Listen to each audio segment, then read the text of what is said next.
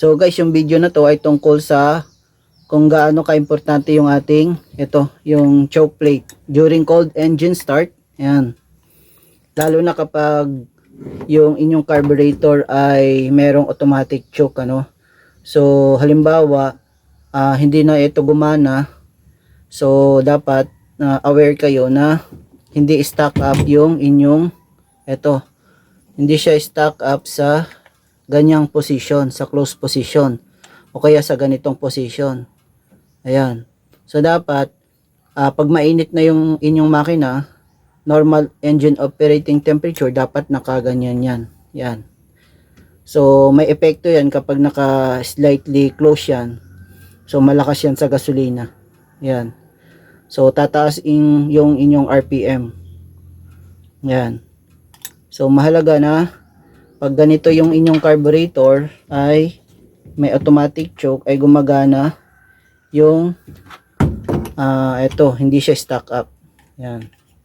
So dito guys, sa video na to ay ginamit ko for demonstration itong ganitong klaseng carburetor, no. So meron siyang manual choke. Yan. Manual choke. So yan. So meron din tayong control siya ng cable. Yan. Yan na yung temperature ng ating engine. Yan. Ito yung kanyang idle RPM. Tapos bukas na rin yung ating plate natin. So mapapansin dito, close na siya.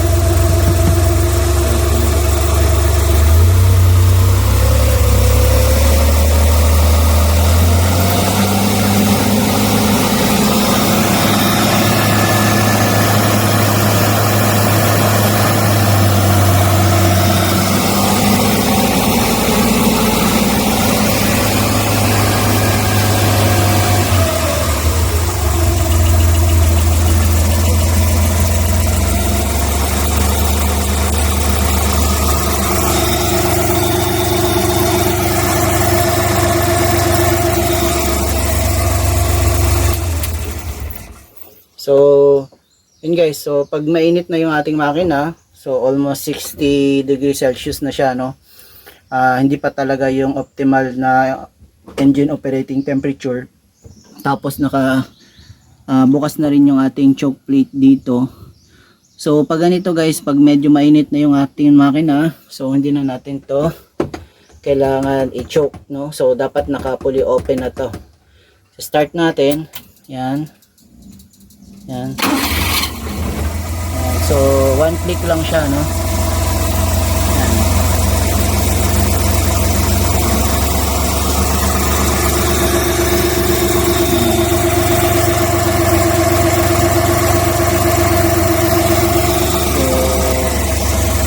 So, yan yung vacuum natin.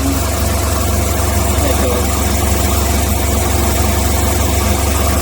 Tapos yung temperature niya,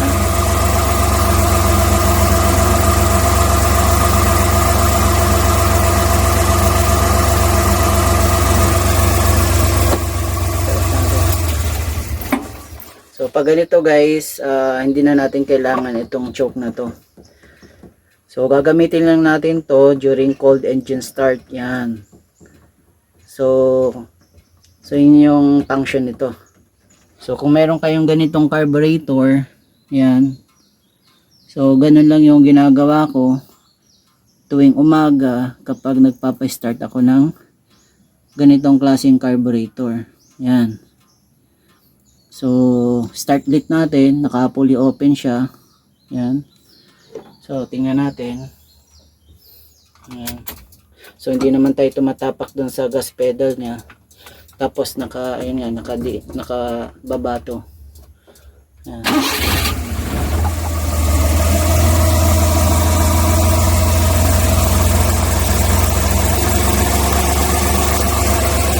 Okay yung vacuum natin. Okay yung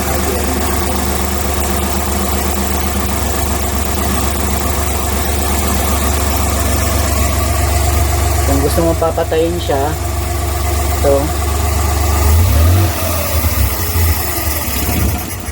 yun, patay ang makina. Yan, naka-close siya.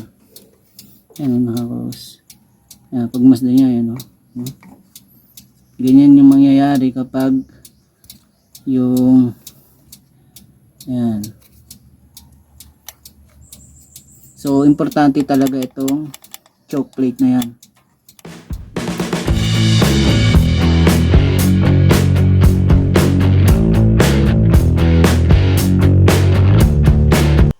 So guys, ganito din ba yung inyong carburetor? Yung may automatic choke. Ayan. So ito yung original carburetor ko dito sa aking multicab. Pero yung ginamit ko ngayon is yung ito. Yung may manual choke. So wala siyang automatic choke. Ayan. So ang nangyari dito guys ay tinanggal ko muna siya dahil sa yan, nasira yung aking carburetor dahil nga dito. Ayan. Yan. So ayan. So eto, hindi ko na to magagamit. So gagawa pa ako ng ganito. So abangan niyo yung video na to. So paano natin to pagaganahin ulit. Lalagyan natin ng panibagong ganito. So ito guys ay wala ito sa carburetor repair kit. Ayan. So unlike dito, ayan, sa ganitong klaseng carburetor available yung kanyang mga o-ring. So ito yung carburetor natin na merong dalawang power bulb. Ayan. So yan guys. So yun yung carburetor natin guys. Yan. So ayan.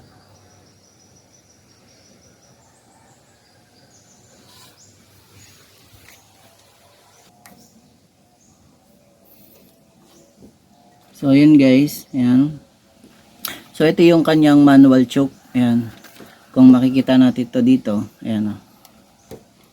Ayan. So yan yung kanyang, ito may manual choke siya. So naglagay ako ng cable. Ito yung cable na yan, ito. So yung cable na yan ay ito siya. Choke cable. Yan. So kapag inano ko to, yan. So ang nangyayari dito, yan. Yan. Yan. Tapos yan yung yan.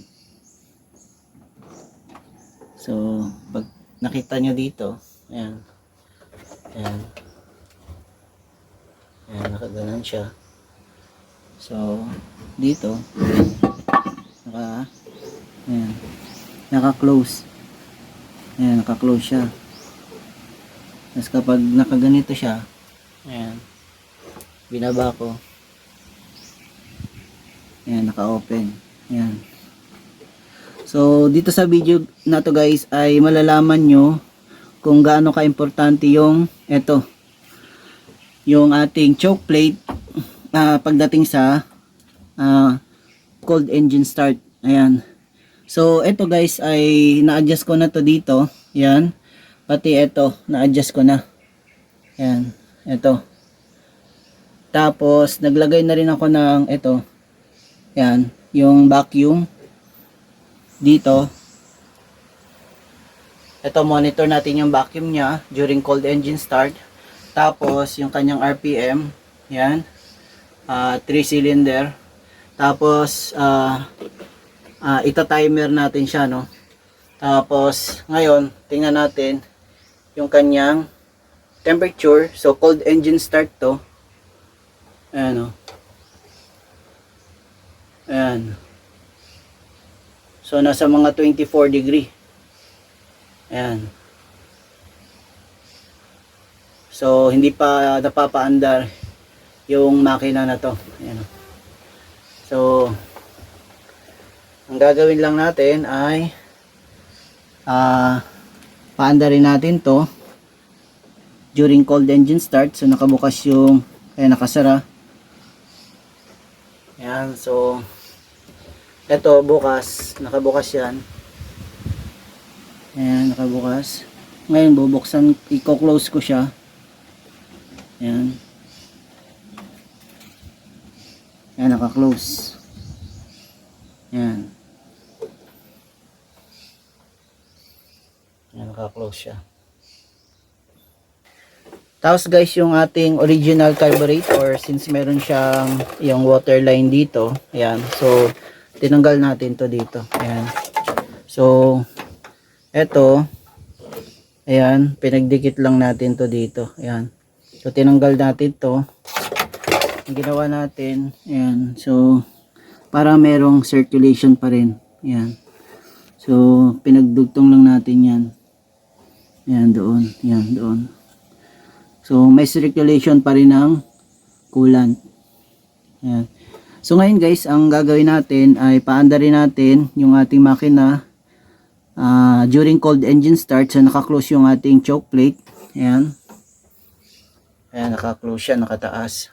Tapos, monitor natin. Then, start natin dito. Ayan. Ayan. Ayan. Tapos, ayan. So, ayan, tingnan nyo. Nagkaroon ng, kasi, ano, so, once na umandar na yung ating makina, dapat dahan-dahan nating buksan yung ating choke plate. So, yun yung mangyayari kapag yung automatic choke nyo dito, ayan, na-stuck siya sa close position. Ayan. Pag na-stuck to sa close position, so maglalabas siya ng ganito. Ayan, oh. Ayan. So, ang gagawin natin guys ay i-open lang natin to since umandar na siya. Huwag lang natin siyang, ayan, ganyan lang. Ayan, oh, ganyan lang yung opening niya. So, since manual choke to, ay dito natin i-adjust. Ayan. Ayan, start natin.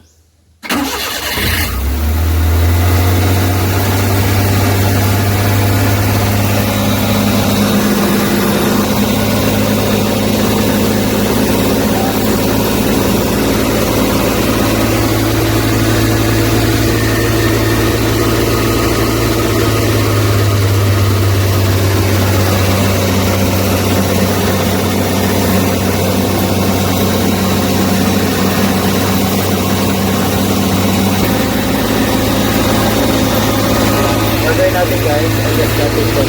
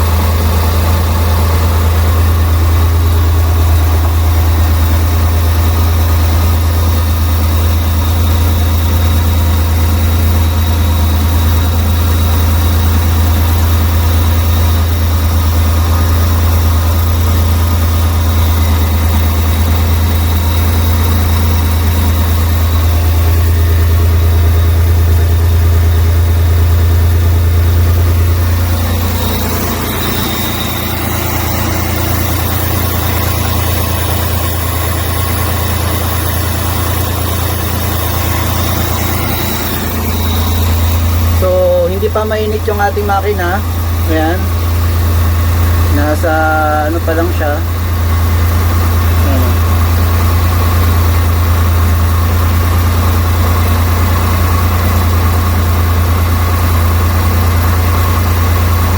So, kung ibababa natin to, hindi magiging maganda yung sundan. Ayan.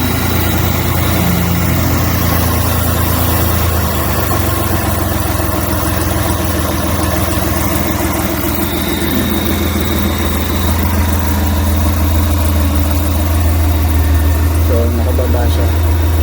Pero kung itataas natin ng konti,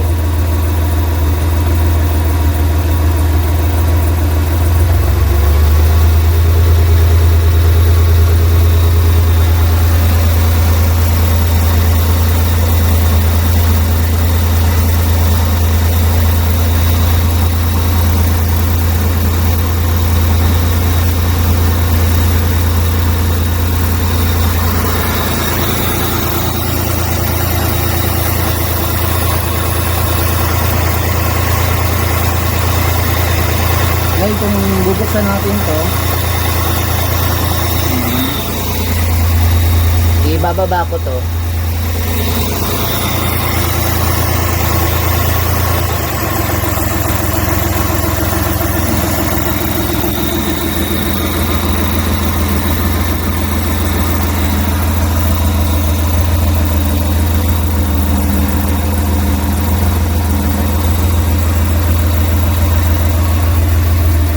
Kababa yan, tataas ko ng konti.